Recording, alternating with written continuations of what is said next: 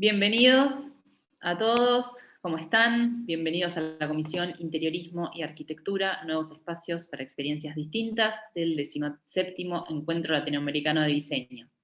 El día de hoy tenemos varias ponencias que van a estar a cargo de Sergio, Laura, Marcia, Paula, Vanina, Trinidad y Cristina. Recuerden que la comisión está siendo grabada, a partir de agosto van a poder acceder a ella a través de YouTube. También les recordamos que todos los expositores tienen material extra dentro de la web, que es palermo.edu/encuentro, dentro de la sección contenidos. Ahí van a poder encontrar todo. Todos los participantes pueden hacer preguntas a través del chat, que las vamos a retomar cuando terminemos todas las exposiciones. Y ahora vamos a comenzar con la primera exposición, que va a estar a cargo de Sergio Serna González, que nos va a presentar herramientas psicométricas para el diseño de espacios interiores. Sergio, te escuchamos. Hola, buenos días a todos. Un gusto para mí estar acá. Mucho gusto. Mi nombre es Sergio Serna González. Soy arquitecto colombiano.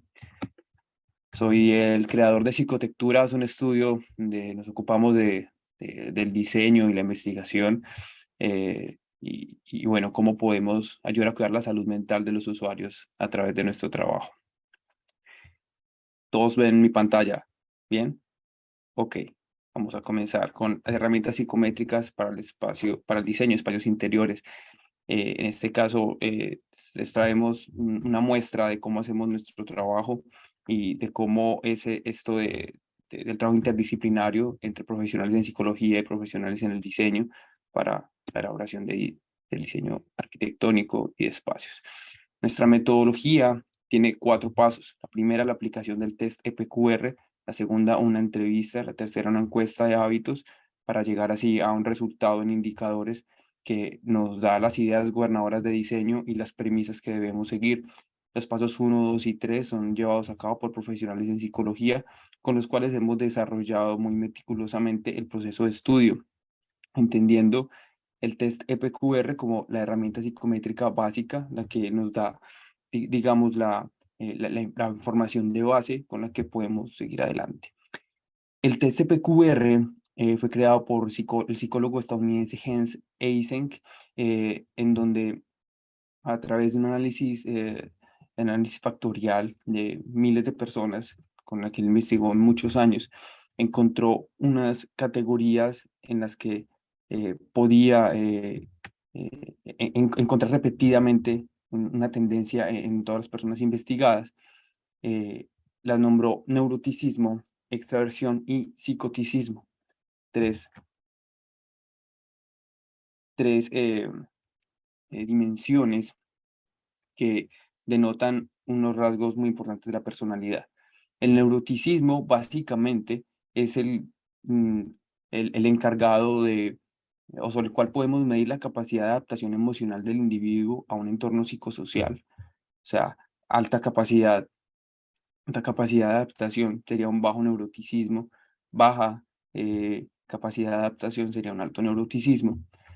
La extraversión es un concepto muy interesante, pues define la necesidad del individuo para eh, recurrir a los estímulos que vienen del exterior para la actividad psíquica o la baja necesidad de ello. La baja necesidad de ello sería introversión, debido a que habría mucha actividad interna, la psique. La alta necesidad sería mucha extraversión. Y el psicoticismo es básicamente una dimensión en donde tenemos rasgos de, de hostilidad, de agresividad, en otras palabras, como el tóxico interior que todos podemos tener. Es una dimensión que a menores o grandes rasgos dicen que encontró repetidamente en todos.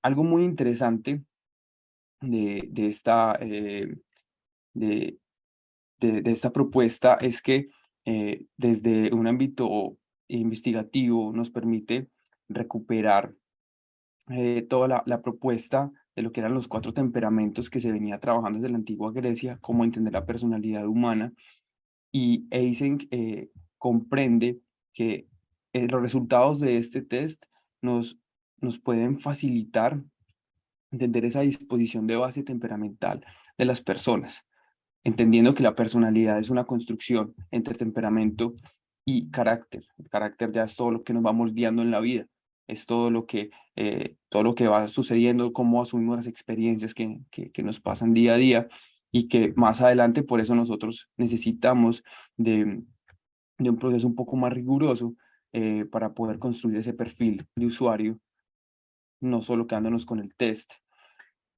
¿Cómo funciona el tema de los 4 temperamentos y nuestro test? Básicamente, a manera de contraposición perpendicular entre la dimensión de neuroticismo y extraversión, encontramos, eh, eh, encontramos estos cuatro escenarios. Por ejemplo, un poco neuroticismo y mucha extraversión. Tenemos un escenario sanguíneo, un poco neuroticismo y poca extraversión flemático, mucho neuroticismo, mucha extraversión colérico, mucho neuroticismo, poca extraversión melancólico. Les voy a empezar a mostrar, de manera de ejemplo, en un proyecto que hace poco desarrollamos en Colombia. Bueno, creo que aquí se ve mucho mejor así. Cómo fue el proceso de aplicación de toda esta metodología para llegar a un diseño de espacios. Vamos a hablar de la usuaria, la señora Luz, colombiana de 48 años de edad, madre de familia, proviene de familia campesina, la menor de 14 hermanos. Aquí un pequeño ejemplo de lo que fue la aplicación del test, y algo muy interesante, como pueden ver aquí ustedes en esto que llamamos el plano cartesiano temperamental.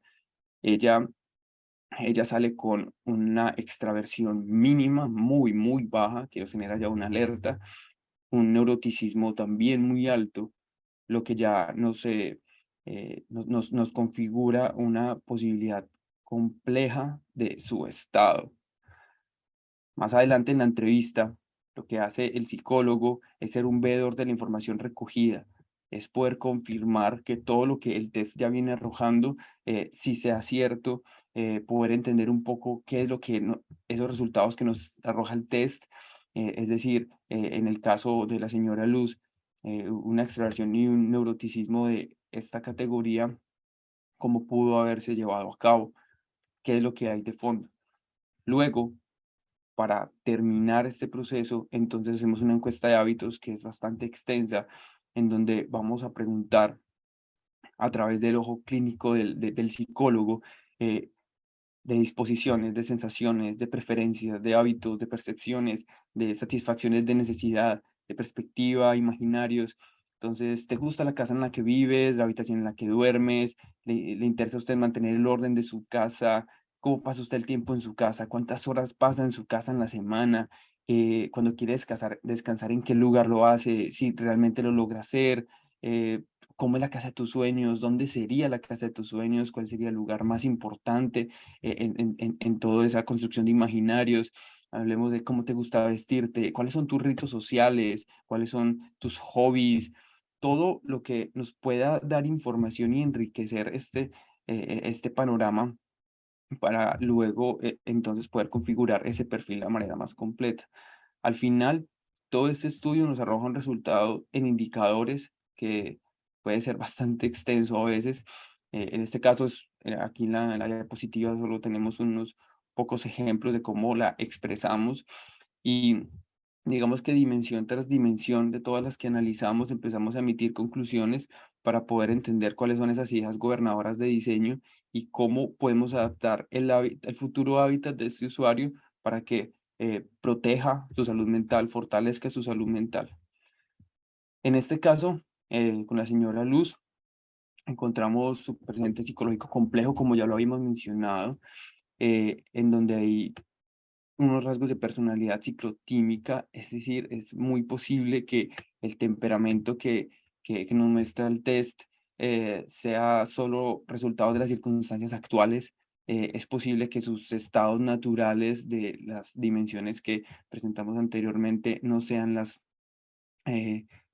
sean las que ahorita nos arrojó el test.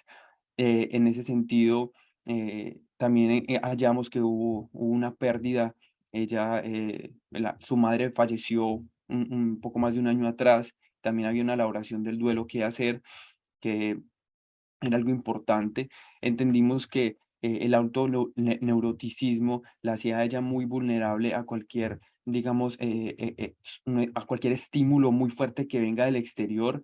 Entonces necesitamos construir un ambiente muy calmado, un ambiente en donde no lo llenemos de cosas por percibir, desde la programación del hábitat hasta cada textura en cada pared, en cada mueble, todo esto que hablamos. También muy importante que la red de apoyo con la que este usuario cuenta era su familia, no solo su núcleo familiar con el que vive, sino también hermanas, tías, y la casa pues estaría ubicada en un vecindario donde está su familia. Entonces, ¿cómo vamos a relacionar dentro de los hábitos que tiene la señora Luz la familia, para que la familia siempre pueda tener esa conexión con ella y fortalecerla? Y por otro lado, la introversión, que siempre habla de una actividad psíquica interior muy alta, ¿cómo la podemos cuidar o trabajar cuando tenemos un duelo por superar? ¿Cierto? Y en este caso encontramos, en la casa había un símbolo importante, un objeto, una silla mecedora que perteneció a su madre, y cómo podemos usarla dentro del diseño arquitectónico y de los espacios para ayudarle a transformar toda esta situación.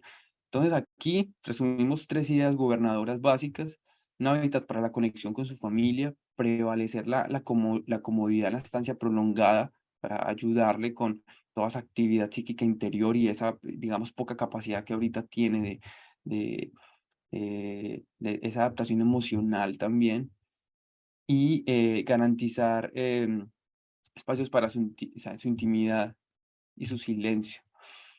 Entonces, así, por ejemplo, se nos configura la zona social de la casa.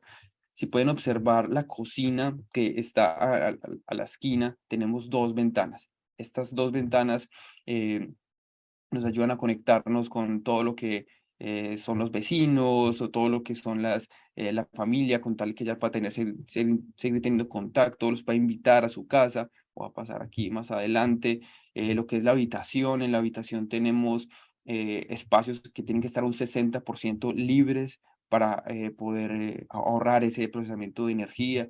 Y por último, lo que es el lugar para esa silla mecedora, ¿cierto? Entonces, ¿cómo logramos configurar espacios para el desarrollo de esa introversión?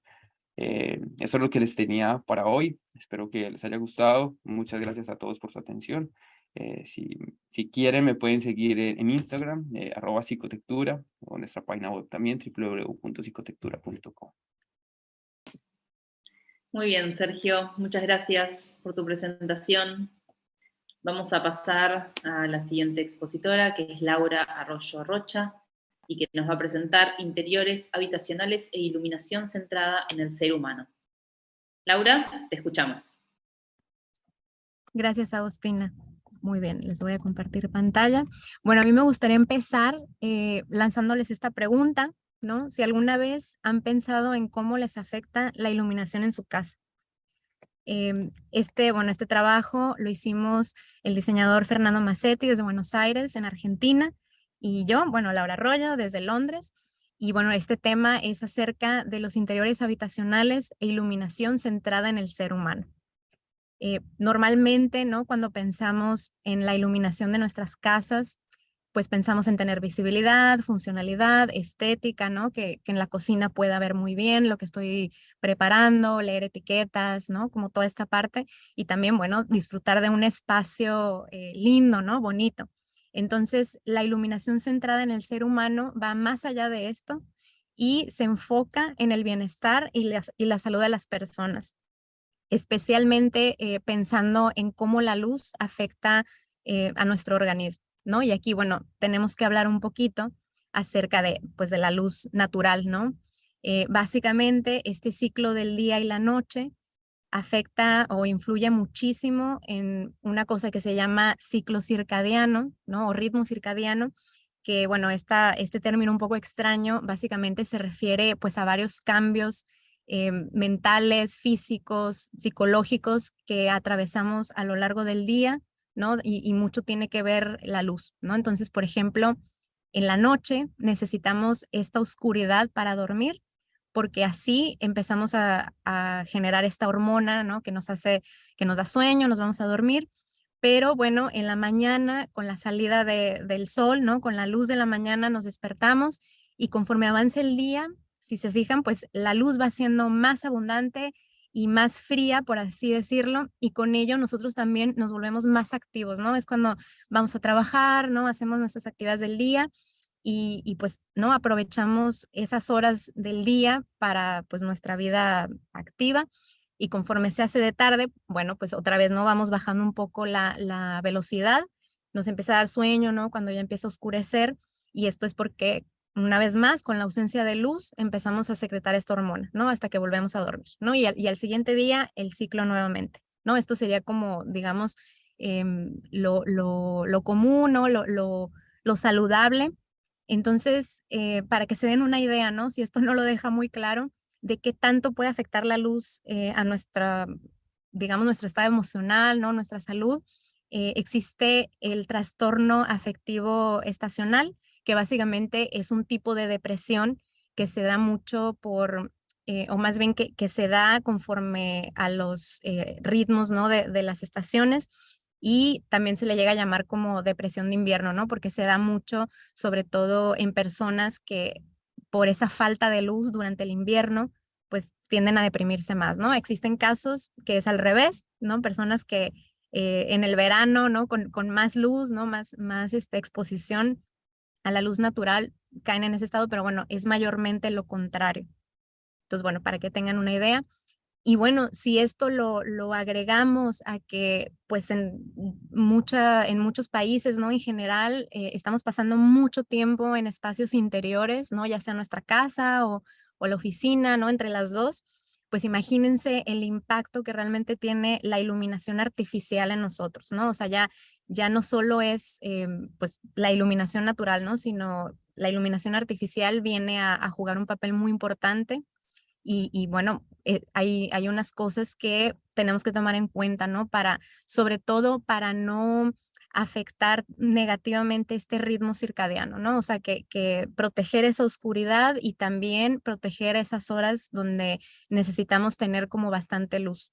Entonces, Fernando y yo, eh, pues hemos definido unos 5, digamos, como unas 5 consideraciones que en conjunto, ¿no? En combinación, si las aplicamos a los espacios habitacionales para definir la iluminación, pues podemos hacer estas buenas prácticas para pues que esta sea una iluminación centrada en el ser humano, ¿no? Y no sea una iluminación meramente para pues para poder ver bien, ¿no? Y lo que ya hablamos que pues es lo básico.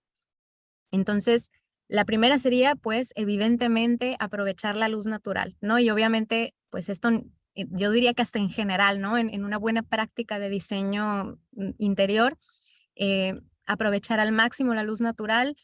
Obviamente, bueno, estamos hablando mucho también de las aperturas que tienen que ver más con la arquitectura, pero también, bueno, pensar, ¿no? Que hay otros sistemas, ¿no? Como, por ejemplo, cortinas con distintos grados de translucidez con los que podemos ir, pues, manipulando un poquito más, ¿no? Esa entrada de luz conforme a las necesidades, ¿no? Pero bueno, en definitiva, la iluminación artificial, pues, jamás va a suplir la iluminación natural.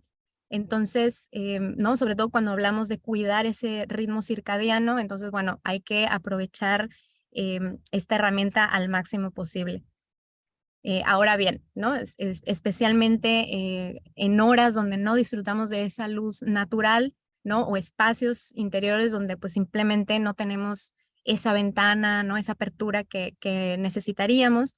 De cualquier manera, ¿no? O sea, necesitamos pensar en introducir luz artificial solo donde es necesaria, ¿no? O sea, muchas veces hay este temor, ¿no? De que, uff, es que me va a faltar luz, ¿no? Como que hay mucha no, como que qué tanto, ¿no? Entonces, pues se terminan haciendo espacios sobreiluminados que también afectan la salud, ¿no? No estamos solamente hablando de que hay un desperdicio de energía importante, ¿no? Y un desperdicio de recursos y de materiales, sino también, pues está afectando negativamente la salud. Entonces, un ejemplo muy sencillo, ¿no? Esta cocina que, bueno, si se ponen a pensar, ¿no? En una cocina, uno piensa, bueno, necesito mucha luz porque ahí cocino, ahí también trabajo, ¿no? En esta barra, ahí hacen la tarea los niños, recibo visitas, etcétera, ¿no? Entonces, bueno, pero realmente, si se ponen a pensar, o sea, ¿dónde necesitamos luz? En la barra, en las encimeras, necesitamos algo de luz también para ver adentro de las alacenas y un poquito y ya, ¿no? O sea, no necesitamos llenar todo el espacio con fuentes de luz artificiales, ¿no? Y mucho menos necesitamos tener la misma luz o la misma cantidad y cualidad de luz en el piso, ¿no? Que pues es para circulación, que sobre las barras. Entonces, bueno, esta es una parte muy importante. Otra es considerar, por supuesto, la multifuncionalidad de cada espacio, especialmente hoy, yo creo que nadie usa un espacio para una cosa, ¿no? Hoy en día, especialmente en nuestras casas, todos los espacios se vuelven, o bueno, ¿no? Por ejemplo, la cocina, pues se vuelve ese lugar para comer, para cocinar, para recibir visitas, para convivir, para hacer tarea, ¿no? Para trabajar. Entonces, bueno, esto también, ¿no? Hay que considerarlo cuando estamos planeando esa iluminación. Este es otro ejemplo muy sencillo. En este espacio, imagínense, ¿no? Seguramente ahí la persona trabaja y luego escucha música, lee un libro, ¿no? Se relaja. Entonces, bueno, ¿qué tipo de iluminación necesitamos, ¿no? Como para apoyar todas estas actividades. Otra es considerar el horario de las actividades y bueno, aquí nos estamos metiendo mucho más en el tema del ritmo circadiano, ¿no? Sobre todo porque no es lo mismo si una persona utiliza el baño durante el día, ¿no? Que pensando que hay bastante luz natural y entonces cuando entra al baño, pues no queremos que de repente entre a un espacio oscuro, ¿no? Queremos que se mantenga más o menos el mismo nivel para no forzar a los ojos. Pero ¿qué pasa cuando la persona va al baño a las 3 de la mañana? Pues no queremos romper el sueño, ¿no? No queremos despertarle, ¿no? Con esa misma cantidad de luz. Entonces, pues ya sea, no sé, por ejemplo, teniendo un dimmer o teniendo otra fuente de luz mucho más tenue, podemos atender a estas distintas necesidades. Y finalmente, y muy importante, por supuesto, es considerar las necesidades particulares de las personas. Esto cualquier diseñador, cualquier arquitecto sabe que es básico, pero bueno, aquí a mí me gustaría mucho que como enfatizar que en iluminación no es lo mismo, por ejemplo, iluminar la casa de una persona joven que no tiene ningún tipo de condición visual, a iluminar la casa de otro joven que sí tiene alguna condición visual, ¿no? O por ejemplo, iluminar la casa de una persona mayor, ¿no? Porque las personas mayores pues tienden a necesitar 2 veces o 3 veces más de iluminación a la vez que también su sensibilidad aumenta, ¿no? Y también el caso, por ejemplo, de las personas dentro del espectro autista, también tienden a tener una sensibilidad muy alta ante la luz, ¿no? Entonces, bueno, todas estas cosas las tenemos que tomar en cuenta, no solo los gustos, ¿no? Obviamente los hábitos, como comentaba el compañero anterior, pero bueno, ¿no? Existe toda esta parte de salud que tiene muchísimo que ver con cuando estamos planeando la iluminación y proteger ese bienestar. Entonces, bueno, yo voy cerrando ya y me gustaría como proponerles que cuando necesiten definir la iluminación de un espacio habitacional, siempre se pregunten quiénes realizan cuáles actividades, en qué espacios y a qué hora. Y bueno, muchas gracias. Muchas gracias, Laura, por tu presentación, muy interesante. Vamos a seguir con la próxima expositora, que es Marcia Seixas, que nos va a presentar los correlatos neurofisiológicos de los espacios construidos en el estado afectivo de los profesionales. Marcia, te escuchamos. Olá, boa tarde a todos e todas. Primeiro, eu agradeço à Universidade de Palermo pela oportunidade de participar desse encontro. E me apresentando rapidamente, eu sou arquiteta urbanista com especialização em iluminação, sou mestre em design na área de fatores humanos pelo programa de pós-graduação em design da Universidade do Estado de Santa Catarina, aqui do Brasil. A minha pesquisa de mestrado, ela foi o que gerou esse trabalho intitulado Os Correlatos Neurofisiológicos dos Espaços Construídos no Estado Afetivo dos Profissionais, que eu vou compartilhar aqui com vocês. O estudo ele seguiu pela abordagem da ergonomia afetiva e a neurociência para se compreender as emoções que envolvem os profissionais no ambiente construído. Isso porque os avanços da tecnologia permitiram o aprofundamento da neurociência nos estudos sobre as emoções humanas. O estudo também foi referenciado na disciplina de psicologia ambiental. Para isso, se adotou como um objeto de estudo o escritório de coworking Impact Hub Floripa, aqui da cidade de Florianópolis. De acordo com essa temática e com a complexidade das relações entre pessoa e ambiente, surgiu a pergunta de pesquisa. Como avaliar o estado afetivo dos profissionais de acordo com suas preferências de agradabilidade do ambiente construído através de método qualitativo e técnica neurocientífica? A investigação, ela seguiu com o objetivo de propor uma avaliação desse estado afetivo dos profissionais relacionado às suas preferências de agradabilidade do ambiente de coworking, associando a abordagem qualitativa com a aplicação de questionário em entrevista e quantitativa através da eletroencefalografia, que é o EEG. Em relação aqui à metodologia do trabalho, o procedimento metodológico ele foi fundamentado na diversidade de coleta de dados, que é conhecido como uma abordagem multimétodos.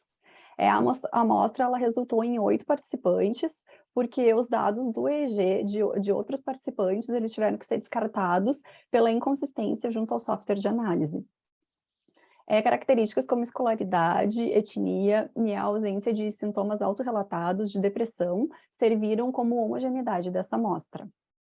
Para a técnica de avaliação do EEG, foi utilizado o equipamento da OpenBCI, o Cyton Plus Daisy, que é composto por uma placa de circuito de comunicação sem fio. A estrutura dela é feita por impressão 3D e foram utilizados 6 eletrodos para as medidas. Essa técnica, ela mede a atividade elétrica cerebral da pessoa durante sua atividade e ela fornece respostas também em números. Os instrumentos de pesquisa qualitativa foram o questionário de escala SAM, que mediu as dimensões de valência e intensidade da emoção, e uma entrevista semi-estruturada que foi elaborada pela autora com perguntas sobre o que e como os ambientes mais agradam. A avaliação prática ela foi realizada em 2 ambientes diferentes. Eu vou compartilhar a imagem desses ambientes com vocês aqui.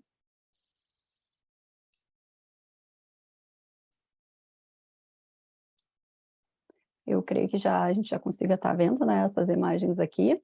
Essas primeiras imagens, elas se referem ao primeiro ambiente, porque o protocolo ele se desenvolveu do seguinte modo. O participante se sentou em uma cadeira giratória, dessas cadeiras de escritório, e a pesquisadora girou a cadeira a cada 90 graus para que o participante explorasse visualmente cada vista desse ambiente que estava à sua frente. No primeiro minuto, o participante ele permaneceu com os olhos fechados para a regularização fisiológica do organismo. Depois, seguiu 1 minuto de exploração visual para cada uma dessas vistas, totalizando, então, 5 minutos de experimento. Os dados do EEG eles foram registrados para todos esses 5 minutos do experimento. Essas 2 próximas imagens aqui são esse mesmo ambiente, que, então, eles totalizam essas 4 imagens desse primeiro ambiente testado. Em seguida, foi aplicado o questionário SAM em relação a esse ambiente que foi o primeiro testado. Depois, se repetiu todo o mesmo protocolo de avaliação para o segundo ambiente, que foi uma sala de reunião do espaço de coworking, que é essa sala de reunião aqui, que está nessa imagem à esquerda, e essa imagem à direita, ela é um exemplo desse equipamento de EEG que é feito em impressão 3D. Nesse segundo ambiente, ocorreram os mesmos 5 minutos de experimento com o EEG. Na sequência dele, então, foi aplicado novamente o questionário SAM em relação a esse ambiente. E ao final desse segundo experimento, então, foi feita a entrevista com o participante. Foi realizado todo esse procedimento com um participante por vez. Falando um pouquinho, então, dos resultados desse trabalho, com esses instrumentos de pesquisa, para as medidas do EEG, foram utilizados os 6 eletrodos nos pontos FP1, FP2, F3, F4, F7 e F8, que eles são ajustados pelo Sistema Internacional 1020. Essa utilização também ela foi baseada em outras investigações anteriores, porque esses eletrodos eles estão localizados na região do lobo frontal do cérebro, que é responsável pelas emoções do ser humano. O tratamento e análise dos dados foi realizado através dos softwares EEG Lab, o MATLAB e o Excel. As respostas que foram obtidas pelo EEG e as respostas pelo questionário em escala SAM, elas foram correlacionadas entre a amostra por meio de um teste estatístico que foi desenvolvido no software SPSS da IBM. As respostas da entrevista elas receberam uma análise categorial temática que segue de acordo com a proposição da autora Laurence Bardan. Chegando à parte de conclusão do trabalho, na verdade, o artigo aqui ele foi submetido ao Congresso ainda em fase de conclusão dos resultados, por isso eles não estão publicados. De todo modo, deixo como considerações das etapas até aqui a necessidade de um conhecimento aprofundado das técnicas desse equipamento de EEG, inclusive já saber antes da análise dos dados qual será o tipo de análise a ser adotada e quais algoritmos que serão utilizados. Também a necessidade de se trabalhar com participantes realmente interessados na investigação, o fato de ter um domínio total das variáveis que estão envolvidas nesse processo desenvolvido, a necessidade de se obter uma equipe multidisciplinar, tornando o trabalho mais consistente, e também que pesquisas com EEG, elas podem integrar as avaliações do ambiente construído, tanto pela visão da academia, mas também para o mercado do design e da arquitetura, permitindo um conhecimento mais profundo das emoções do ser humano frente a esses produtos e serviços. Essa era, então, a minha contribuição aqui para o encontro. Fico disponível para qualquer dúvida e troca de ideias, e agradeço a CAPES, que é a Coordenação de Aperfeiçoamento de Pessoal de Nível Superior do Brasil, pela Bolsa para o Estudo, e agradeço ao evento. Muito obrigada pela atenção de todos vocês.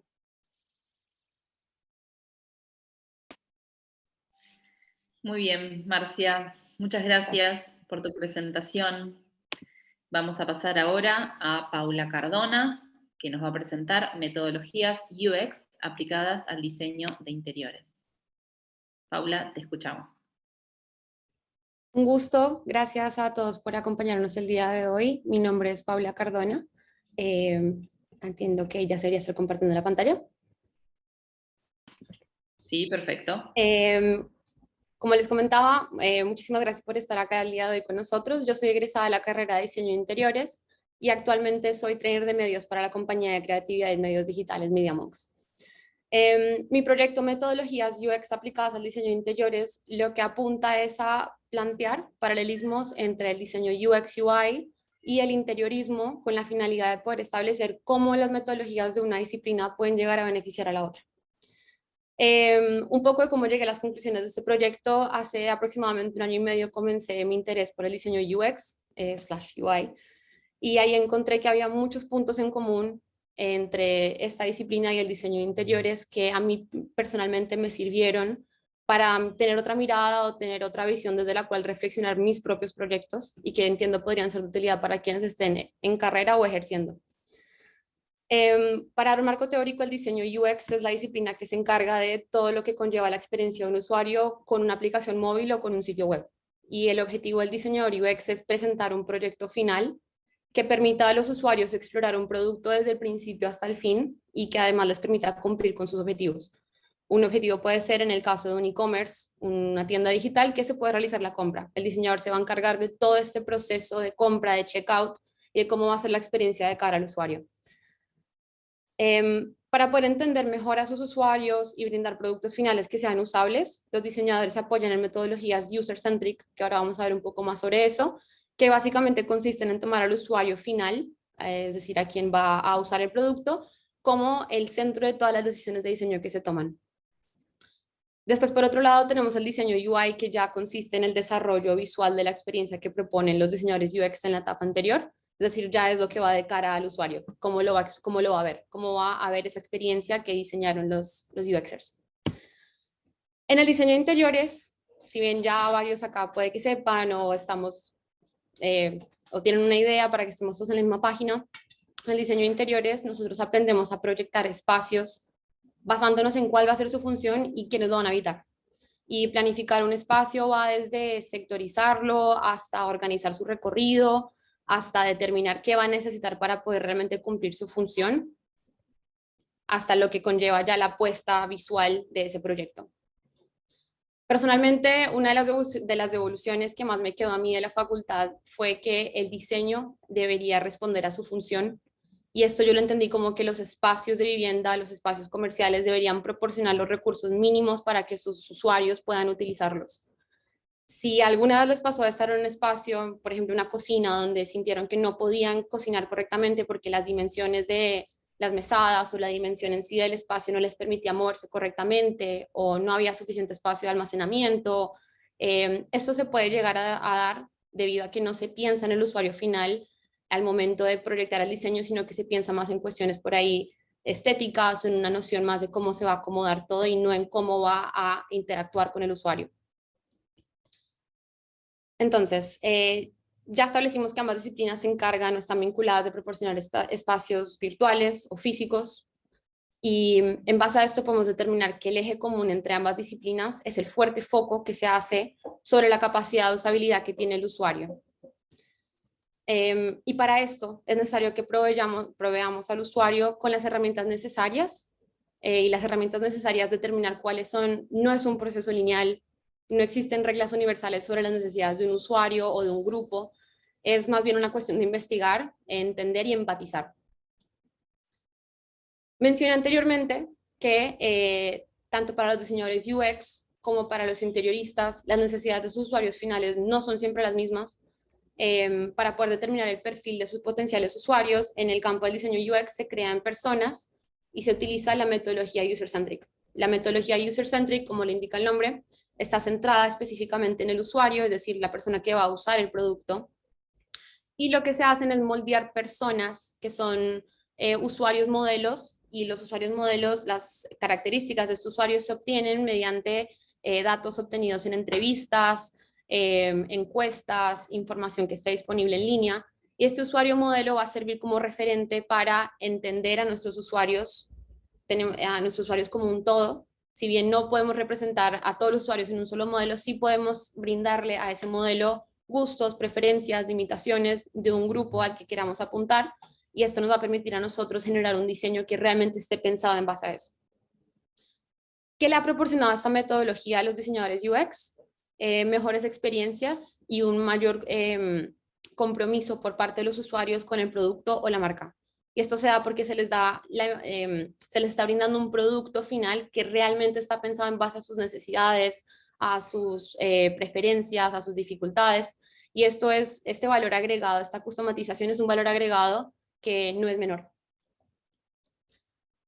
Voy a recorrer rápidamente los pasos de la metodología user-centric, pero a quien le pueda llegar a interesar, le invito a que pueda buscar más recursos en línea porque hay muchísima información al respecto, y es un tema muy interesante que va más allá de solo el diseño de interiores o el diseño UX, sino que también puede ser llevado a otras disciplinas. En principio, la metodología user-centric se compone de 4 etapas principales. Tenemos la etapa de análisis o de investigación, donde lo que se hacen es dejar asentados los objetivos, la audiencia a la que se va a estar apuntando, se desarrollan todas las investigaciones en cuanto a entrevistas, recopilación de datos, que nos permitan tener un mejor entendimiento de nuestro usuario, y también se establecen los elementos que deberían estar en el producto final. En el diseño interior nosotros tenemos la capacidad de entrevistar cara a cara a nuestro cliente final, y si no es un cliente final, como por ejemplo un comercio, que el cliente final en realidad es el cliente de esa marca, tenemos la posibilidad de poder darnos el espacio para entender mejor quiénes van a estar utilizando el espacio, y de esta forma customizarlo a sus necesidades. En interiores, una etapa muy similar es la etapa cuando estamos planificando la zonificación de un proyecto y entregamos una estructura para poder presentar cómo va a ser ese proceso de recorrido, cómo van a interactuar entre sí los espacios, cómo va a interactuar el usuario al atravesarlos y al experimentarlos. Segundo viene la etapa de ideación, donde se presenta, en el caso del diseño UX, presentan un prototipo más bien de calidad baja, que va a servir para dar forma a todos los datos que organizaron en la etapa anterior. Y en interiores, nosotros, previo a determinar el aspecto visual final de un proyecto, tenemos que armar planos, tenemos que armar recorridos, tenemos que armar una serie de documentos que van a dar base o que van a apoyar a toda la parte visual que viene más adelante. En cuanto a la evaluación, en esta etapa los diseñadores UX hacen unas pruebas llamadas pruebas de usabilidad, que las realizan con potenciales usuarios. Normalmente esos usuarios potenciales son personas que encajan dentro de este modelo armado previamente, y de esta manera determinan si el diseño propuesto realmente sirve, si permite que el usuario lo pueda utilizar, o si hay cambios que se deberían implementar para mejorar su accesibilidad. En el caso del diseño de interiores no tenemos esta instancia para probar un proyecto final, tirarlo y volver a armarlo, no es muy práctico, pero hoy en día sí contamos con una muy amplia variedad de programas que nos permiten proyectar a nosotros como diseñadores de forma muy detallada nuestros diseños. y poder brindar de forma visual o compartir esta experiencia que estamos proyectando con estos programas es clave para poder dar una mejor imagen de lo que vamos a hacer previo a siquiera arrancar a construir. Por último, la iteración. La iteración es clave y si bien está al final, es parte permanente del proceso. Una vez que los UXers determinan qué funcionó y qué no funcionó, pueden tomar acción inmediata sobre el prototipo y vuelven a la fase de análisis en caso de ser necesario para recopilar más información acerca de su usuario objetivo. En el caso de los diseñadores de interiores, nuestra iteración consiste en la capacidad que tengamos para poder reflexionar sobre nuestros propios proyectos. Más de uno seguro concuerda conmigo en que el primer proyecto entregado en la facultad es muy diferente al último, y esto no se debe solamente a que se adquirieron nuevos conocimientos en el intermedio, sino que se atraviesa un proceso donde empezamos a ser capaces de encontrar los puntos fuertes, los puntos débiles de cada uno de estos diseños, y este proceso no termina tampoco en la graduación, es un proceso que se da constantemente, y la capacidad de poder aprender de nuestros diseños es lo que nos suma a nosotros como diseñadores. ¿Cuál es la finalidad de toda esta serie de pasos que acabo de relatar?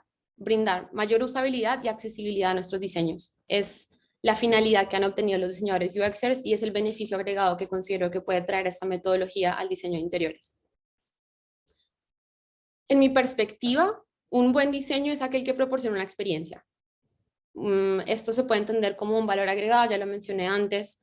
No es lo mismo un espacio armado a un espacio diseñado, y la diferencia arranca en ese valor que nosotros como diseñadores podamos sumarle. Ese valor se brinda a través del entendimiento que nosotros recopilemos, a través de la empatización con el usuario, y es por eso que considero que la metodología user-centric lo considero como un sistema viable al momento de encarar un diseño de interiorismo. Como último punto, me encantaría recalcar la importancia a quienes estén estudiando, a quienes estén ya ejerciendo, de seguir aprendiendo, de no limitarnos únicamente a nuestra carrera, sino también explorar otras disciplinas, porque el diseño en ese sentido es una carrera muy, muy flexible, y como diseñadores es importante mantener la mente abierta a nuevas ideas, a nuevos procesos, esto con la intención de seguir mejorando y proporcionar cada vez más un mejor producto final a nuestros clientes. Siempre se puede hacer mejor, es algo que me quedó de la facultad, pero con la experiencia y el aprendizaje esa brecha realmente se acorta.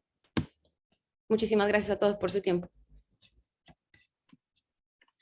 Muy bien, Paula, muchas gracias a vos por tu exposición, muy interesante. Vamos a pasar a la siguiente expositora, que es Vanina Salinas, que va a presentar Neurociencias aplicadas a arquitectura, influencia de 7 variables ambientales. Ahí ya te vemos, Vanina, así que adelante, te escuchamos. Hola, bueno, muchas gracias. Bueno, mi nombre es Vanina Salinas, soy arquitecta y urbanista de Argentina. Realicé un posgrado en arquitectura interior corporativa y la pandemia me llevó a tratar de entender aún más lo que pasaba con lo que nos rodeaba, a ver por qué impactaba de una manera u otra. En esto de que estaba encerrada, traté de cruzar fronteras con los estudios y comencé a especializarme en neurociencias aplicadas a arquitectura, que es más conocido como arquitectura. Estudié en Brasil y ahora en este momento soy parte de distintos grupos de estudio en Curitiba, en Lisboa y en Orlando, en donde constantemente realizamos investigaciones y estudios con respecto a esto, de cómo el entorno influye en nuestro comportamiento.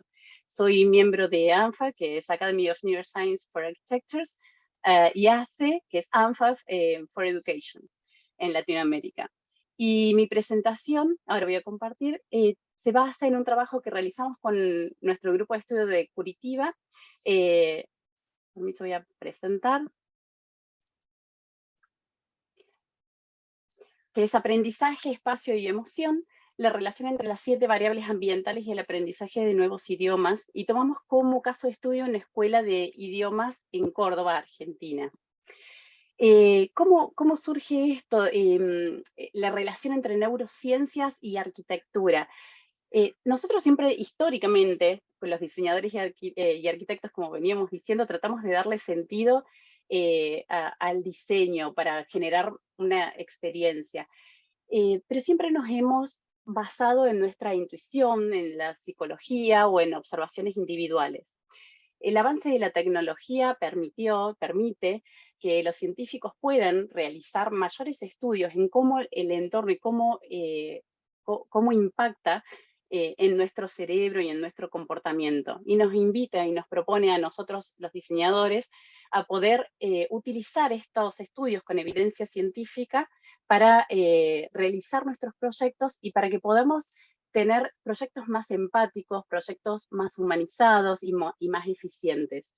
En el año 2003, John Paul Eberhard funda en Estados Unidos, en San Diego, Estados Unidos, la Academia de Neurociencias de Arquitectura, en donde propone un trabajo colaborativo, un trabajo de diseñadores, arquitectos, científicos, psicólogos, con esta misma misión, con este mismo fin de crear espacios más humanizados y no solamente funcionales.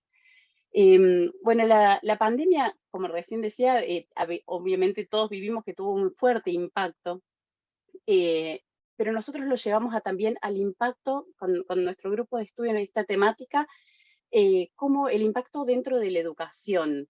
Entonces, cómo nos llamó la atención la necesidad de entender qué pasaba con el espacio físico cuando volvían al aula y qué pasó con el espacio físico no solamente que nunca nos detuvimos a eso, es como que la educación fue creciendo y evolucionando al ritmo de un cambio social, pero en los espacios no. Entonces, nos propusimos de responder esta pregunta de cómo diseñar, si era posible diseñar estos entornos educativos para que sean, para generar mayor bienestar, una mejor calidad de vida a todos los usuarios, ya sea a los estudiantes como a los profesores. Y en esto nos basamos en la teoría de campo de Carl Lewin, que su estudio en 1935 ya exponía que el comportamiento estaba basado en la interacción del entorno y las características del usuario, y que para comprender este comportamiento había que evaluar a la persona en su conjunto, no solamente en el espacio en donde iba a usar el espacio, sino en la familia, en la iglesia, en la escuela, en su trabajo. Entonces, Lewin se refería a esto como su espacio vital. Y dicho esto, y teniendo en cuenta el enfoque de nuestro trabajo, era de tomar el espacio para educar, que nos ayude a educar, que nos ayude a transformar el comportamiento para generar mayor bienestar. Entonces el objetivo fue mapear variables ambientales, y para eso nosotros tomamos diferentes variables: colores, aromas, formas, sonidos, biofilia, iluminación y personalización. Utilizamos la herramienta EAPA creada por NeuroArc Academy para comprender la percepción de los usuarios al utilizar los espacios.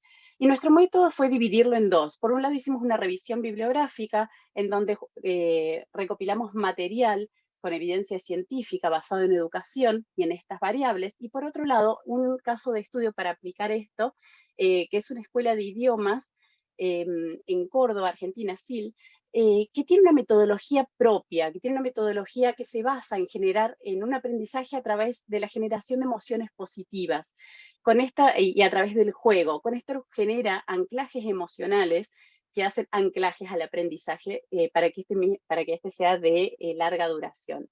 Entonces tomamos estos espacios y esta metodología para el análisis.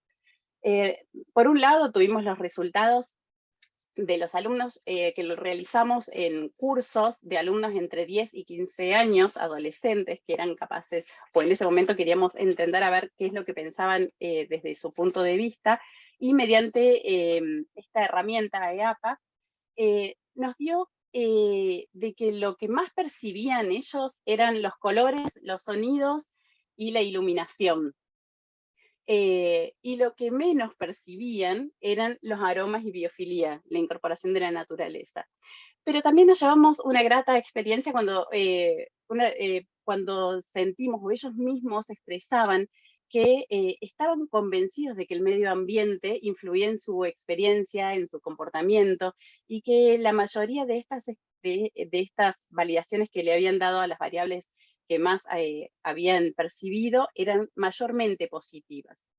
Y con respecto a la revisión bibliográfica de estas variables, bueno, encontramos que, por supuesto, que los colores influyen y cómo influyen. Encontramos que por más que tenga un efecto en las personas y haya algunos patrones, siempre termina siendo como individual y personalizado.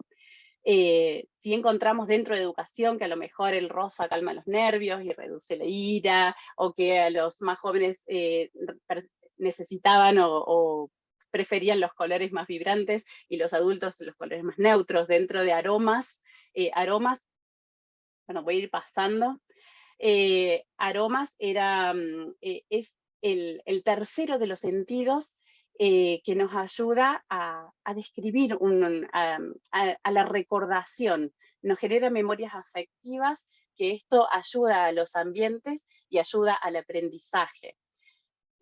Con respecto a los sonidos, más allá de que la calidad es importante, también era importante el contraste con el silencio y una buena calidad de sonido y calidad de silencio para el aprendizaje.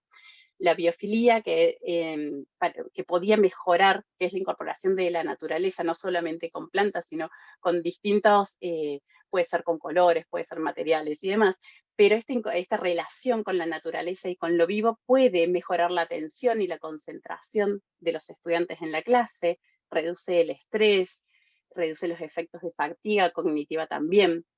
La iluminación, que puede alterar nuestro ritmo circadiano.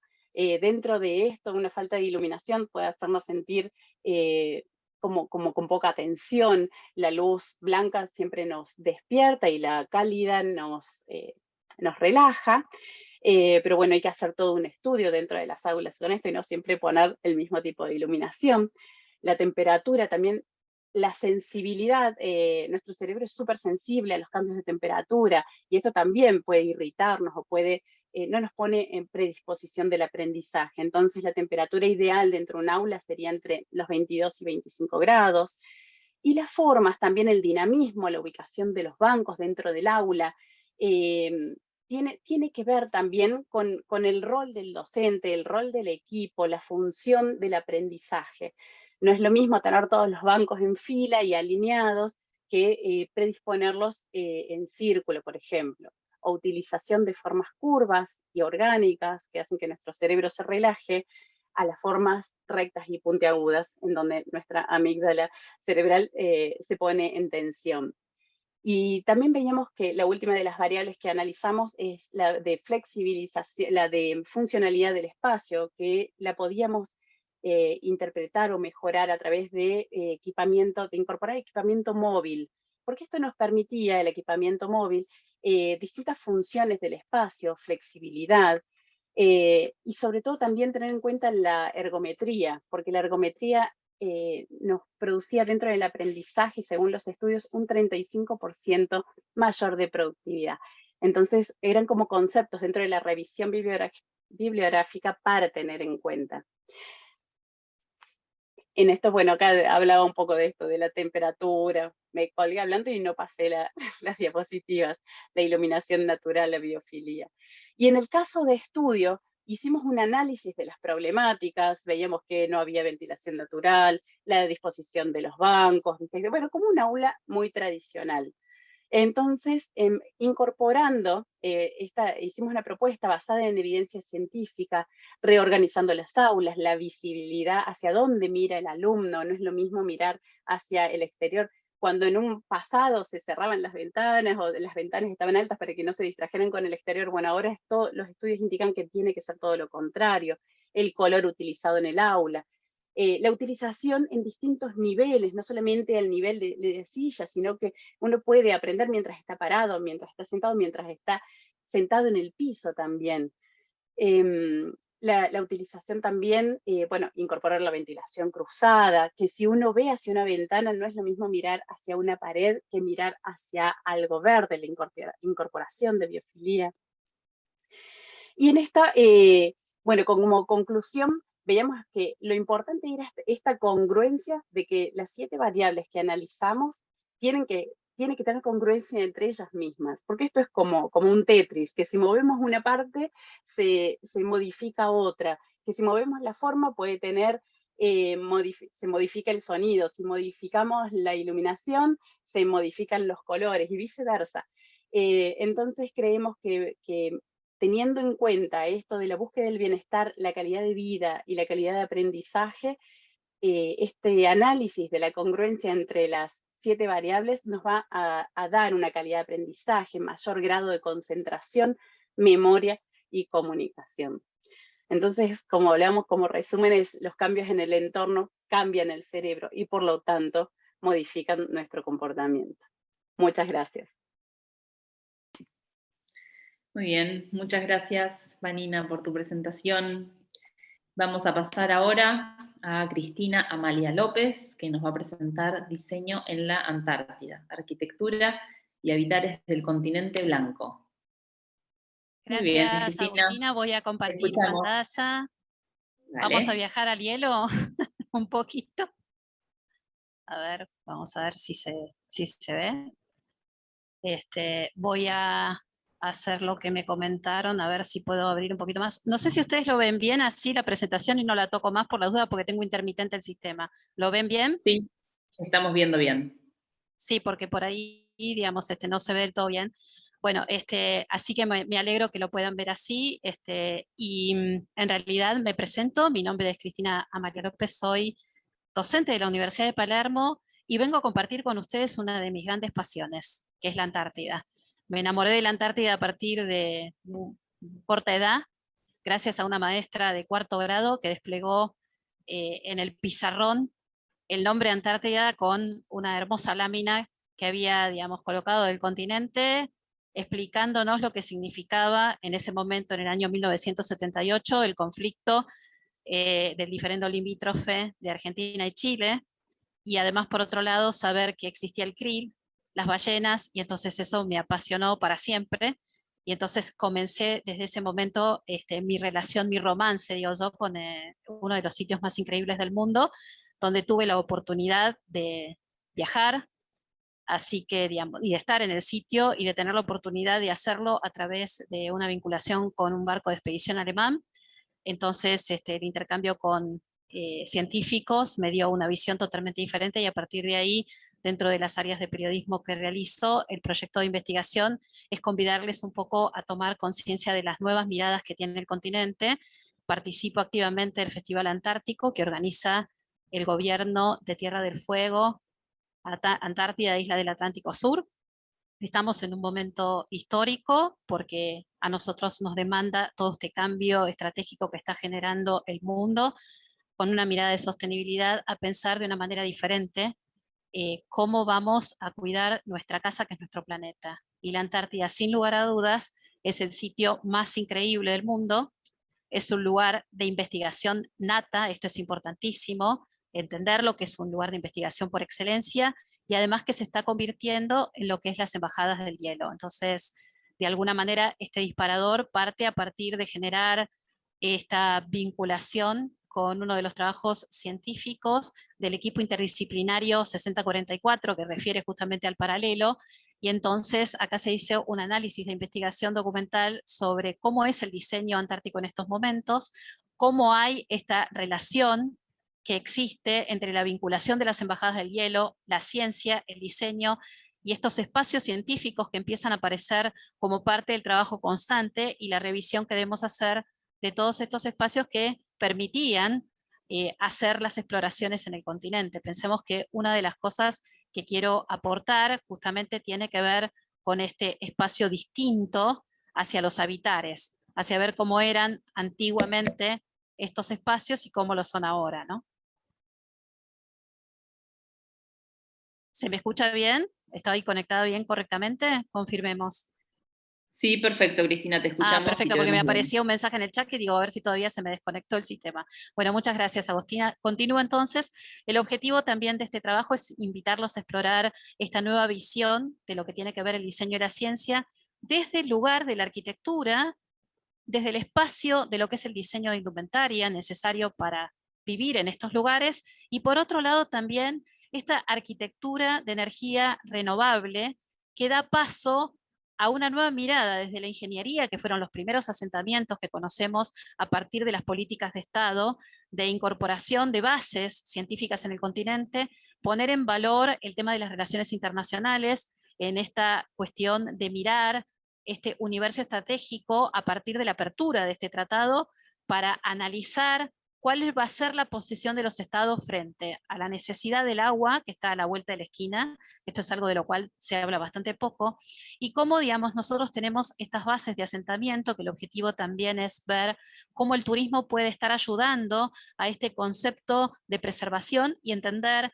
que en las construcciones que se realizan, todo lo que entra en el continente debe ser utilizado. Esto es importante tenerlo en cuenta y cómo, digamos, todo aquel que genere un proyecto tiene que pensar de qué manera va a sustentar su trabajo, su proyecto, y que no puede contaminar y convivir con las especies antárticas que de manera, digamos, concreta hay que salvaguardar. Y aquí una de las cosas que me pasó en el viaje es conocer también el área patrimonial de la Antártida. Nosotros tenemos permanencia como argentinos, y eso también es un orgullo, haber participado en la campaña de Otto Nordenskjöld. Eso también podemos incluso explorar en estas historias sobre Shackleton, Amundsen Scott, la llegada a lo que es, digamos, el polo magnético de la Tierra, entender, digamos, por qué era interesante encontrar esos puntos estratégicos para conocer cuáles eran las virtudes de investigar en el continente. También esta investigación que se hizo, digamos, con la primera llegada de la Argentina, con la invernación de un argentino en el sitio. Esto es la Casa del Cerro Nevado, que la preservamos todos los años. El tema de compartir los espacios y refugios para entender el valor estratégico de la documentación de Capdevila, que tuve la oportunidad justamente de conocerlo en esta expedición, el entender que las Órcadas es el primer lugar, la base más antigua que tenemos en Argentina, que no mucha gente tiene la idea del observatorio, de todo lo que tiene que ver con el área de vulcanología, las experiencias de las primeras invernaciones, cuando las personas se quedaban atrapadas en los barcos y tenían que quedarse en el sitio. Entonces la base Esperanza tiene toda esa historia que a veces en las escuelas, en las universidades no se analiza. Me parece interesante que este documento sea un disparador para esas investigaciones, para entender por qué invertir en el cuidado de estos espacios. Y acá donde yo les decía al principio del tema de la ingeniería, porque en realidad estaba pensado el sitio para que las investigaciones se hicieran en el lugar con un cierto grado de habitabilidad, pero no estaba pensado realmente para el confort de los espacios. Entonces, una mirada diferente ahora es enfocarnos a cómo ese interiorismo empieza a afectar también la convivencia. Cuando uno llega como turista a estos lugares, como investigador, como periodista, empieza a ver la convivencia antártica. Es el único continente que no ha tenido guerras. Entonces, este convite que les hago a investigar sobre este material, que es un relevamiento también de los asentamientos de las bases antárticas y todo lo que tiene que ver también con el rol de la Dirección Nacional Antártica, de lo que tiene que ver con el Instituto Antártico Argentino, en lo que tiene que ver con las investigaciones. También el área castrense tiene que ver con las ayudas militares para justamente hacer la apoyatura logística para la preservación de estos lugares que muchas veces se ven obligados a invertir gran parte del tiempo para poder lograr que estos edificios estén para las zonas de invernada y para las zonas de veranada, es decir, para el tiempo que estamos en presencia de estos lugares, como por ejemplo el caso de la isla de Decepción, donde tuve la oportunidad de ver digamos, de alguna manera un reservorio patrimonial de lo que era la flota ballenera de entonces, y además, por otro lado, es una isla hueca. ¿Y por qué esto? Porque en realidad se está estudiando vulcanología, así en realidad es un volcán, ha tenido ciertas erupciones en un determinado momento, y entonces también tenemos investigaciones compartidas con otros países. Esto es importante también entender el rol de la Argentina a través de las misiones del IRISAR.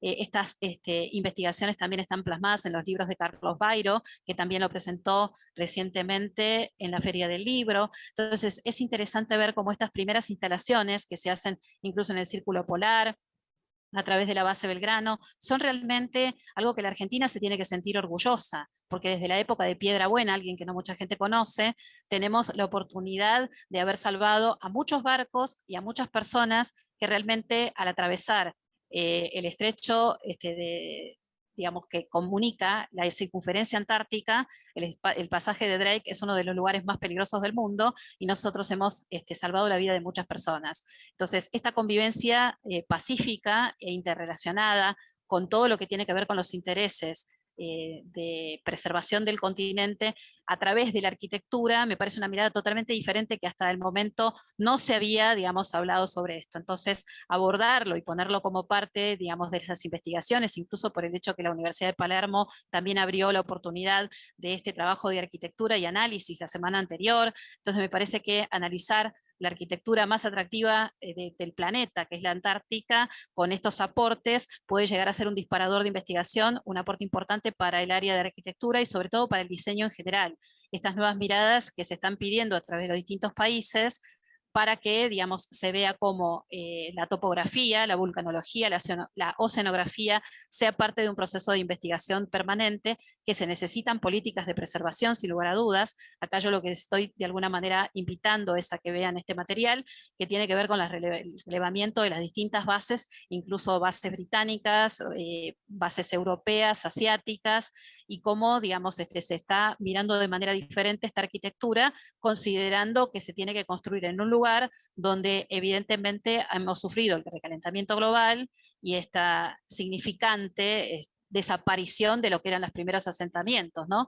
Así que los costos que representan, aquí tenemos un análisis de costo de $100 millones en la inversión que se hizo de esta base británica, también la propuesta de otras bases, también a base de contenedores, y cómo, digamos, se necesita pensar esta estrategia. Acá tenemos la base de Corea del Sur, también pensada como una nave espacial. O sea, esto que nos hace también, no solamente volar la imaginación de cómo se podía instalar un espacio de estas características, sino también analizar la funcionalidad y la habitabilidad de las personas científicas que tienen de manera interdisciplinaria que convivir en el sitio. O sea, acá, por ejemplo, tenemos la base McMurdo, que seguramente muchos les sonará, se estableció en 1956 y se está reestructurando en un proyecto nuevo, donde hay estudios de diseño que están presentando estas nuevas miradas y las cooperaciones internacionales para ser parte de estos proyectos. O sea, sin lugar a dudas, uno de los disparadores de esta investigación tuvo que ver con que el apellido materno mío es Kurilowicz, y casualmente la base que conocí, mi primer, digamos, acercamiento a la Antártida como experiencia de investigación y turismo, y sobre todo turismo de expedición, tuvo que ver con Artosky. Artosky es la embajada polaca, y está, digamos, justamente vinculado el estudio de arquitectura de Kurilowicz, que es el apellido de mi madre, así que sin lugar a dudas, esto para mí fue muy importante, porque ver involucrado a un posible pariente en una de las características de investigación que me acompañó durante toda la vida, me parece más que significativo, así que lo que los convido es a pensar las características, primero políticas y sociales que genera, digamos, la apertura del Tratado Antártico, ver cómo estas políticas de preservación son políticas de Estado, sin lugar a dudas el relevamiento arquitectónico de las bases que tenemos nosotros en la Argentina, y además cómo tenemos que también invertir en ese proceso. Es un ámbito, me parece sumamente interesante, la presencia de Argentina en el continente, como les dije al principio, desde el año 1904, o sea que tenemos 118 años de permanencia permanente en la Argentina. Yo creo que esto también es una programación planteada desde una coordinación de lo que tiene que ver con esta cuestión de no ser cortoplacistas, en pensar cómo vamos a ver nuestra fuente de agua y comunicación, el tema de que también no podemos estar reclamando territorios como algunos sostienen. Esto no es así, es una mirada, digamos, que tenemos que pensarla desde un punto de vista diferente, y además estar pensando también lo estratégico que puede ser el tema de seguir investigando de manera interdisciplinaria en un lugar como con una mirada sumamente, digamos, de habitacionalidad antártica, de dimensión de lo que significa el descubrimiento de nuestra propia realidad y de nuestro propio planeta. Es un lugar para preservar, es un lugar para pensar, y sin lugar a dudas es el gran desafío. Por eso quiero terminar mi presentación dejándoles la oportunidad de pensar que esto es un tema prioritario de políticas de Estado, que hay que preservarlo, que hay que protegerlo, que hay que enseñar a cuidarlo, y significativamente creo que desde el ámbito académico estos son los espacios para debatir con profesionales de distintas disciplinas sobre la forma en que nosotros podemos incidir como ciudadanos en la responsabilidad que representa el relevar documentación, en la dimensión que tiene este habitar antártico, y que a pesar de que a veces las cosas suceden lejos, están más cerca de lo que imaginamos. Y la Argentina tiene 1000 kilómetros hacia lo que es la península antártica. Entonces, sin lugar a dudas, creo que también hay que reconocer, sin lugar a dudas, el acompañamiento del sector militar en todo lo que tiene que ver con la logística, y pensar que esa ingeniería que dio lugar hace 118 años a esta mirada de instalación de bases e impedir la explotación ballenera, no sea hoy en día una forma en que los ciudadanos no miremos que cuando nuestro territorio, como la Patagonia, es abierto a que otras personas exploten lugares, estamos permitiendo la explotación de lo que es nuestra base submarinas, nuestra plataforma, mejor dicho, submarina, con un acercamiento como el que estamos teniendo a una política de China de avance permanente hacia lo que es la explotación de nuestra parte pesquera. Yo creo que esto abre también un debate, no solamente desde el punto de vista del diseño de la ciencia, sino de las políticas de Estado, y creo que las facultades deben trabajar de forma interdisciplinaria. Ese es un objetivo cuando uno dice planteo algo diferente hacia un camino distinto. Así que creo que esto, digamos, es la manera en que podemos estar pensando que Argentina tiene grandes compromisos, y no es un dato menor que sea escuchada no por las políticas de gobierno, sino por políticas de Estado que hemos sabido mantener y sostener en el tiempo, y creo que es la responsabilidad de todos los ciudadanos que habitamos este hermoso país. Muchísimas gracias por haberme escuchado, y un placer escuchar todas las exposiciones de todos ustedes. Gracias a la Universidad de Palermo. Bueno, muy bien, Cristina, muy interesante tu ponencia. Y vamos a pasar ahora a la última expositora, que es Trinidad Durán. Trinidad nos va a presentar propuesta de calidad sensible para el diseño de caminos peatonales. Mientras tanto, mientras Trinidad se prepara, les recuerdo que pueden encontrar todos estos materiales de los expositores y material extra dentro de nuestra web, que es palermo.edu/encuentro, dentro de la sección contenidos. Así que revísenlo ahí, también pueden encontrar la agenda con todas las próximas conferencias. Así que bueno, ahí ya te veo, Trinidad. Hola. ¿Qué tal? Buenos días, ¿cómo están? Muy bien. Bueno, Trinidad, te escuchamos. Adelante. Yo les traigo aquí una propuesta de calidad sensible de los espacios públicos, en este caso son los caminos. A diario nosotros transitamos, bien sea en vehículos o caminando por diferentes espacios. Esos espacios son para comunicarnos de un sitio a otro. Casi siempre vienen prediseñados, vienen las caminerías por donde tenemos que caminar, por donde tenemos que cruzar un semáforo, que irnos de un sitio, de un edificio a otro, de un lugar a otro. Y no se toma en cuenta el usuario.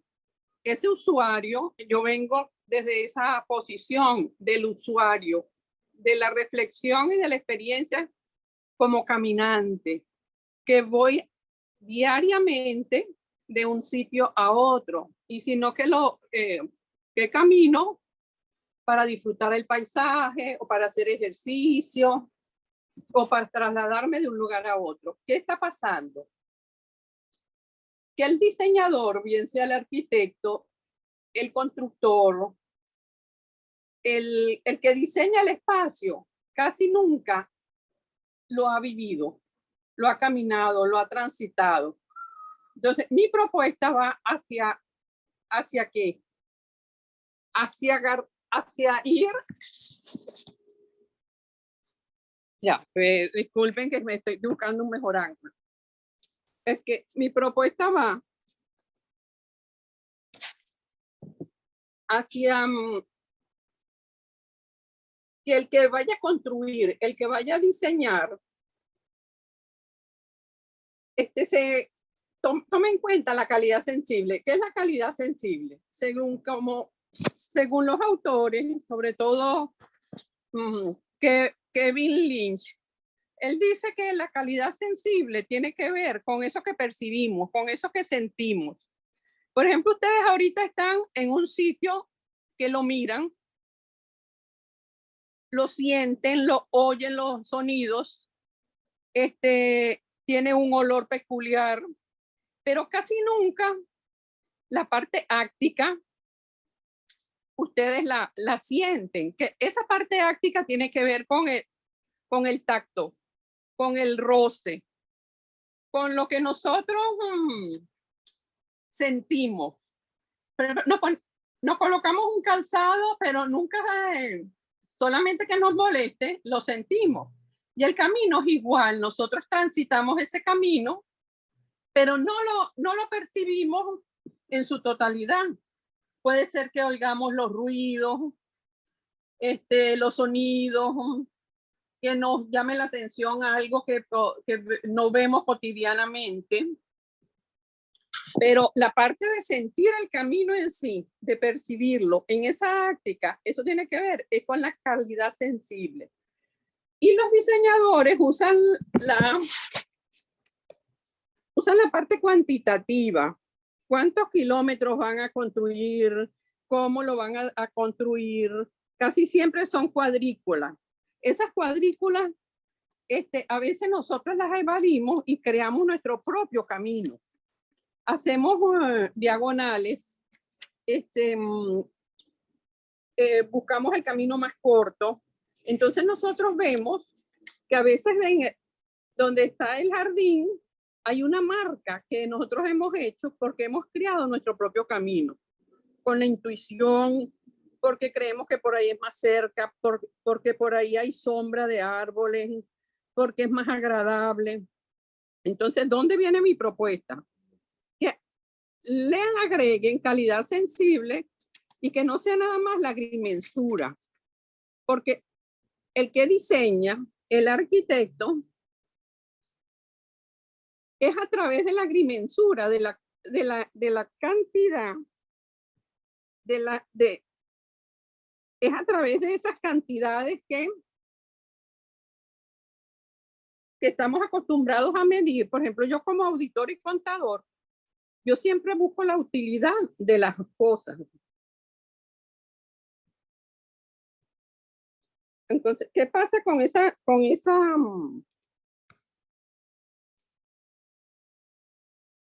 ¿Aló? ¿Me están oyendo?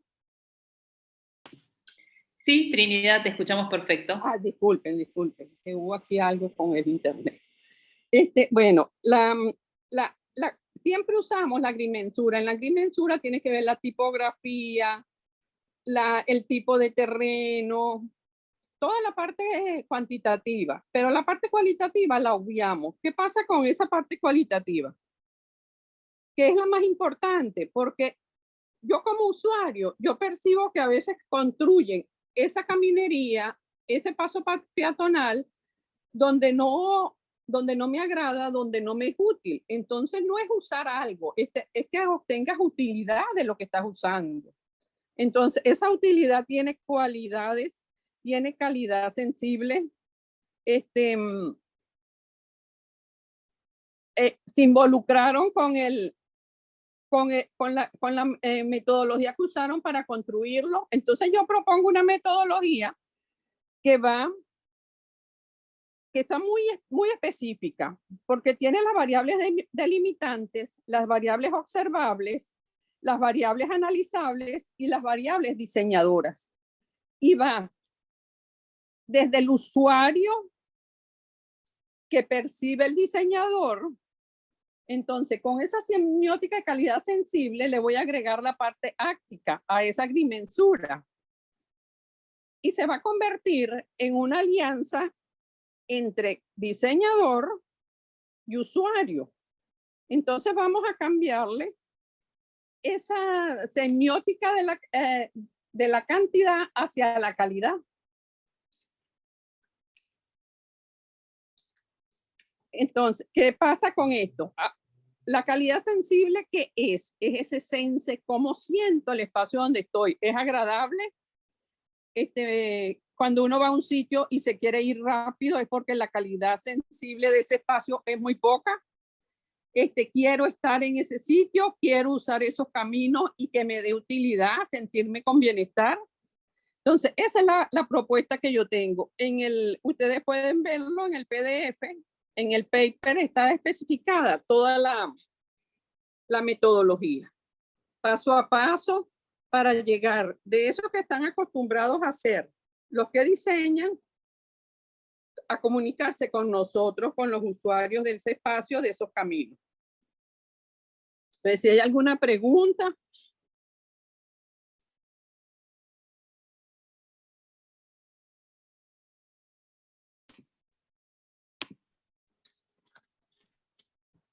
No, Trinidad, no hay ninguna pregunta. Entonces No sé los si con invito, eso yo de ya- todas maneras, yo lo voy a colocar en Tiloar, voy a colocar el modelo que está muy especificado para que lo disfruten y cualquier cosa se pueden comunicar conmigo. Bueno, muy bien. Sí, todos los materiales están disponibles en la web de todos los expositores, así que pueden verlos por ahí. Bueno, con esto ya concluimos la comisión de hoy. Ya no tenemos más expositores, así que no sé si habrá alguna pregunta del público, la pueden hacer a través del chat, o quizás si alguno de los expositores tiene alguna pregunta para algún colega, para otro expositor, pueden prender su cámara y micrófono para hacerla. También recuerden que en la web pueden ver la agenda de todas las actividades que hay esta semana. A ver. Nadie tiene ninguna consulta para los expositores. Yo confundí la hora y me disculpan, porque estoy a 1 hora de diferencia. Creo que se dieron cuenta. Está bien, no hay problema. Llegaste justo, Trinidad. Sí. Está muy bien. Bueno, si no hay preguntas, podemos hacer algunas reflexiones finales, así que invito a todas las personas que participaron en el día de hoy, a todos los expositores y expositoras, a que prendan sus cámaras. No sé si alguien quiere hacer una reflexión final, ahí la veo a Paula, a Sergio, Cristina, Laura, Vanina. ¿Alguien que quiera hacer alguna reflexión final? Ahí está Marcia. Los escucho. ¿Cristina? Sí, ahí prendí el micrófono. Muchas gracias. Realmente creo que lo que tenemos como producto en el Encuentro Latinoamericano de Diseño nos permite la interdisciplina y además nos permite bajar al llano de lo que significa la exploración de la investigación académica, que es a lo que apunta la Universidad de Palermo cuando convoca a participar de las actas de diseño, el hecho del acompañamiento de las instituciones de la sociedad civil, respaldando este capítulo de investigación que es importante porque también aparece el continente de las distintas universidades e institutos de enseñanza de América Latina. Creo que, digamos, una de las cosas importantes a rescatar es la inversión que cada uno de nosotros hace en la participación activa de lo que significa el poner en valor lo que cada actividad que cada uno hace conforma el colectivo que de consulta a nivel continental. Quizás el hecho de traer una actividad de continente como la Antártida me permite también reflexionar que debemos como continente latinoamericano entender que el rescate de nuestro patrimonio, la observación y la puesta en valor de lo que significa el diseño en todas sus disciplinas, hace que aquellos que nos miran de otras latitudes también crean que nosotros somos capaces. Porque a veces parecería que tuviéramos una enfermedad idiopática frente al hecho de no saber que podemos generar un desarrollo y que lamentablemente, si no forzamos el entendimiento a través de las instituciones, para que se entienda que el ámbito académico y los intelectuales son los que conforman las líneas de acción para que las personas que salen de las universidades se conecten con la inversión adecuada para que se puedan hacer actividades, vamos a seguir mutando de situaciones que llevan a la Argentina. Es un estudio de casos, de cómo nosotros podemos ir al fracaso a través de no hacer las cosas correctamente, porque siempre se prioriza el cortoplacismo. Y eso hace que todos estemos, como vulgarmente se dice en el campo, al salto por un bizcocho. Entonces creo que estos espacios necesitan obligatoriamente pensarse y llevarse a los ámbitos adecuados, y hacer esas plataformas de encuentro con quienes, lamentablemente, sentados en una banca que ganan muchísimo dinero, tienen la problemática de no entender que están complicando nuestra existencia. Entonces creo que son responsables, y cuando juran dicen Dios y la patria me lo demande. Y yo creo que todos estamos dolorosamente involucrados en un sistema en el cual estamos presos de la estupidez. Y estas cosas hay que mencionarlas, porque si no parecería que viviéramos en otro lado. Entonces, esto es necesariamente el vínculo en el cual podemos estar pensando, como bien decía Trinidad, Paula, Sergio, Laura, Vanina, Marcia con sus proyectos. Involucramos a personas, y las personas necesitan sentirse útiles a la sociedad a través de lo que son capaces de hacer en su trabajo, y todos somos útiles a la sociedad. Entonces no nos pueden ningunear ni hacernos sentir que nuestros proyectos tienen que estar pasados a un segundo plano porque estamos siempre esperando que a ver si la energía funciona, que a ver si somos sostenibles, a ver si no nos colma la basura, a ver si tenemos que ver si vamos a tener la posibilidad de gastar más o menos luz o más o menos gas. Yo creo que todos estamos preocupadísimos de esta situación que nos está pasando en la Argentina, y que no es un dato menor, que nos involucra a todos. Entonces es hora de pensar desde el ámbito académico la solución. Agradezco y tiro, digamos, estas propuestas para que las pensemos juntos, porque este es el territorio del debate y del encuentro, porque a todos nos duele la piedra en el zapato con la que convivimos todos los días. Muchas gracias. Muchas gracias, Cristina, por tu aporte. Ahí la veo a Paula. Paula, ¿tenés algo como para cerrar, una reflexión final? Sí, bueno, volver a agradecerles primero a la facultad por el espacio que nos proporcionó para venir a compartir nuestro conocimiento que por ahí pudimos haber adquirido en la carrera o post. Siento que esos espacios son muy, muy importantes para que quienes aún estén en carrera o que ya están ejerciendo también tengan la oportunidad para venir a compartir sus experiencias, cómo es fuera del aula, cómo funciona, cómo se dan todos digamos, los trabajos o qué pueden llegar a aportar desde su conocimiento. Como verán, yo, por ejemplo, soy diseñadora de interiores, hago UX, hago medios, y esta habilidad de poder traer conocimiento de otras ramas creo que es algo que deberíamos tener todos los diseñadores, y este encuentro realmente facilita eso, porque es como que va abriendo pequeñas puertas que por ahí un tema le puede llegar a interesar a alguien y se va, lo busca y se da cuenta de que ahí encuentra realmente una pasión, o que encuentra un estilo de diseño que le gusta. Entonces me parece que es un lugar que está bueno para que podamos reflexionar entre todos y compartir, y nada, agradecer también a mis demás compañeros acá conmigo que también presentaron sus proyectos, muy buenos también de paso, y a todos los que se pudieron sumar para poder vernos. Muy bien, muchas gracias, Paula. Vanina.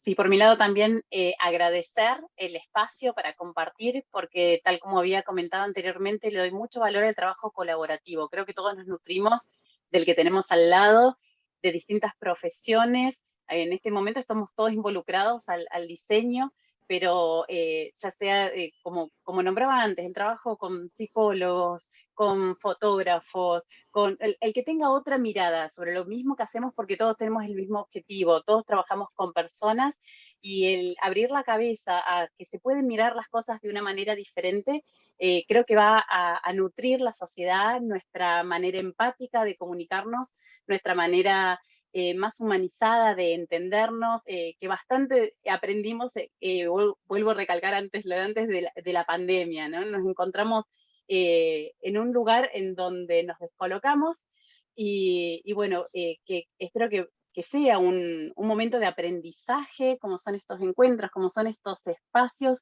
en donde espacios como este que se abren al debate, a la exposición, y al compartir el conocimiento, ¿no? Por el no quedarnos nosotros gordos de conocimiento y de todo lo que investigamos y aprendemos, sino que esto de el compartir nos hace crecer. Así que gracias de este lado. Muy bien, muchas gracias, Vanina, por tu reflexión. Sergio. Bueno, yo quiero agradecer de nuevo pues, por el espacio que brinda la Universidad de Palermo, y para ello quiero contar una historia, darle un poquito de romanticismo a esto. Nosotros como latinos tenemos un reto gigante y la construcción de nuestra identidad. Somos un pueblo pues, de un origen pues, bastante complejo, lleno de un montón de culturas, de un montón de partes del mundo. Bueno, esto lo sabemos, pero estamos en eso. Y precisamente en 2015 estaba yo recién graduado de mi carrera y con unos amigos de la universidad dijimos, vamos al encuentro latinoamericano de diseño, pero con lo que vamos por avión, nos vamos por tierra y vámonos a conocer Latinoamérica.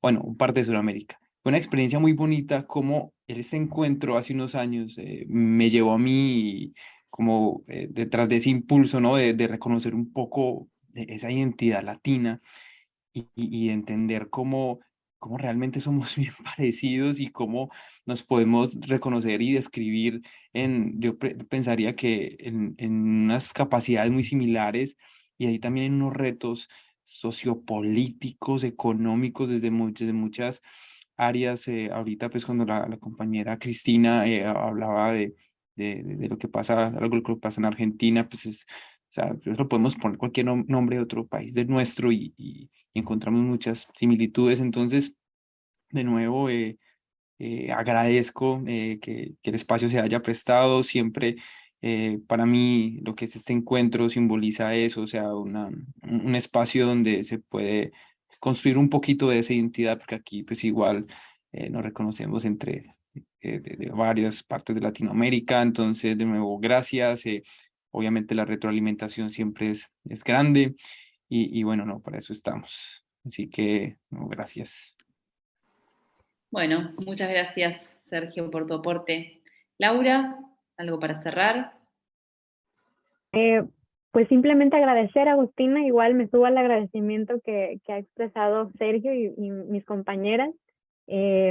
Incluso, bueno, sumando un poquito, ¿no? Lo que acaba de comentar Sergio, que evidentemente, ¿no? Bueno, yo soy de México y también creo que Latinoamérica es como una gran hermandad, y además, pues yo sí creo y confío en que más allá ¿no? Como del contexto sociopolítico, o sea, siempre encontramos nuevas oportunidades, las hacemos, ¿no? Y también a mí me gustaría mucho animar, ¿no? Sobre todo a los que estén estudiando, ¿no? Y que de repente tengan como algunas miedos, inquietudes. Las oportunidades están para ustedes a nivel mundial, no solo local, ¿no? Y ahí es donde yo creo que también, ¿no? Como que, o sea, yo creo que tenemos tanto talento, ¿no? Y tanto para dar, tanto a nivel local como internacional. Y bueno, muchas gracias. Gracias, Laura. Márcia, algo para cerrar? Seguir com os agradecimentos também pela oportunidade e pela organização de vocês, que realmente eu tenho participado até de congressos e eventos, e vocês fizeram uma organização brilhante, sempre com tudo muito no momento oportuno, e a oportunidade, até pelo tamanho, por todas as oportunidades que o evento dá com o congresso, tanto com o encontro também, são muitas oportunidades dentro de todo esse evento. Parabéns a vocês todos, e parabéns, foi um prazer ter aqui, ter dividido, compartilhado essas ideias com esses colegas aqui. Muy bien, muchas gracias. Bueno, con esto damos por terminada la comisión de hoy. Recuerden que pueden consultar todos los eventos que siguen durante toda la semana en nuestra web, así que los esperamos en las otras comisiones. Muchas gracias por haber participado.